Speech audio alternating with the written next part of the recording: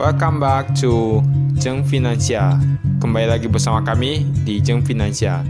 Pada video kali ini kami akan membahas tentang fenomena yang menarik yang terjadi pada hari ini, tepatnya pada tanggal 24 Februari 2021, yaitu di mana ketika IHSG sedang merah dan kita melihat saham-saham dari bank di Indonesia ini semuanya meroket. Ada yang plus 12%, ada yang bahkan mencapai 20%.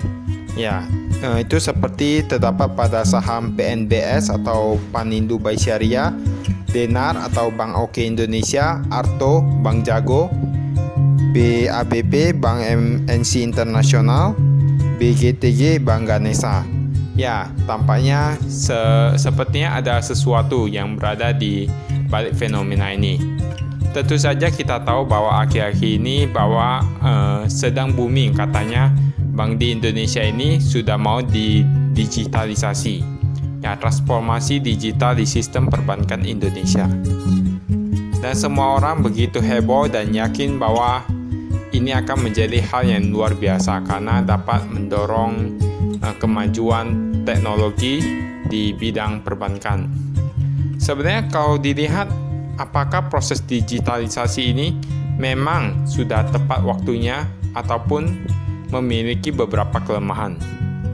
Sebenarnya digitalisasi ini kalau kita lihat apakah itu akan mengurangi jumlah karyawan dalam suatu bank, kita tidak tahu apa yang akan terjadi. Ya, apakah itu akan meningkatkan jumlah pengangguran atau tidak. Namun saat ini kita lihat sebenarnya hal ini tidak begitu baik. Menurut kami hal yang menyebabkan saham-saham ini meningkat secara drastis yaitu media. Ya, media. Kita lihat seperti saat Tesla mau masuk ke Indonesia yang membuat harga-harga saham yang berkaitan dengan itu semua naik yaitu media. Tentu saja media ini perlu diwaspadai karena jangan sampai menimbulkan ARB yang terus beruntun untuk kedua kalinya. Jadi sebaiknya kita melihat juga apakah proses digitalisasi ini memang lebih ke arah menguntungkan ataupun merugikan, karena kita tahu saat ini ekonomi masih belum begitu baik. Jika angka pengangguran meningkat, apakah itu masih akan menambah pendapatan yang dimiliki oleh masyarakat untuk dapat menabung di bank? Dan tentu saja kita tahu bahwa saat ini suku bunga sedang sangat rendah. Tentu saja itu akan mengurangi keuntungan yang dimiliki oleh bank, terutama bank yang bergerak di bidang perkreditan. Jadi ini semua sangatlah tidak pasti dan jangan terlalu termakan oleh media. Kita melihat bahwa saham PNBS, Denar atau BABP, BGTG, kita tahu bahwa bank itu merupakan bank yang kecil. Saat ini kita tidak boleh hanya melihat dari satu sisi.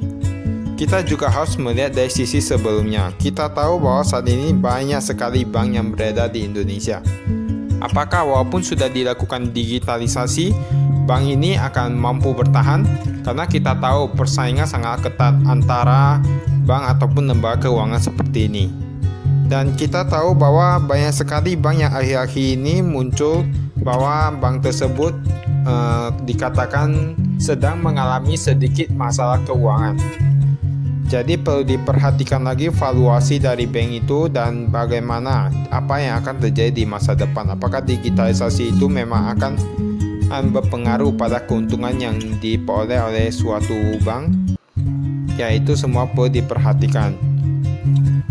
Namun ada satu lagi yang begitu mencolok dari ini semua, yaitu ketika saham dari bank-bank ini semuanya melesat begitu tinggi hingga puluhan persen, lalu mengapa Bank BCA sendiri yang dikatakan sebagai bank yang besar ataupun blue chip mengalami penurunan yang besar sekitar 1%, berkurang 500 poin? Mengapa hal itu bisa terjadi? Padahal bukankah sudah dilakukan digitalisasi? Apakah itu berpengaruh pada persaingan bank-bank kecil melawan kekuatan dari bank-bank besar? Apakah digitalisasi ini bertujuan untuk meningkatkan daya saing dari bank kecil terhadap bank yang besar? Tentunya kita semua juga sudah tahu ya, bahwa bank kecil itu tentu memiliki nasabah yang lebih sedikit daripada bank besar karena dilihat dari jumlah uang yang dimiliki ataupun jumlah simpanan atau tabungan yang disimpan oleh masyarakat di bank tersebut. Kita lihat saja sebenarnya dari awal yang menyebabkan ini semua lebih berpengaruh pada media. Kekuatan dari media itu begitu besar.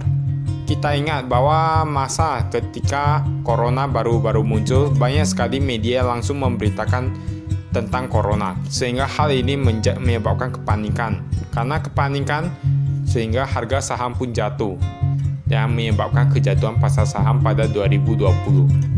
Dan sekarang, media menjadi sangat berpengaruh kembali, di mana media dengan mudah mengatakan bahwa saham ini bagus. Kemudian ketika banyak orang yang melihatnya, semua orang pun ikut-ikutan membeli tanpa mengetahui apa yang mereka beli.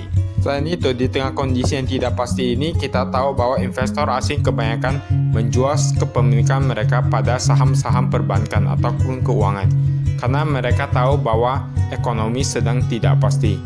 Baiklah, itu saja dari kami. Sekian dan terima kasih.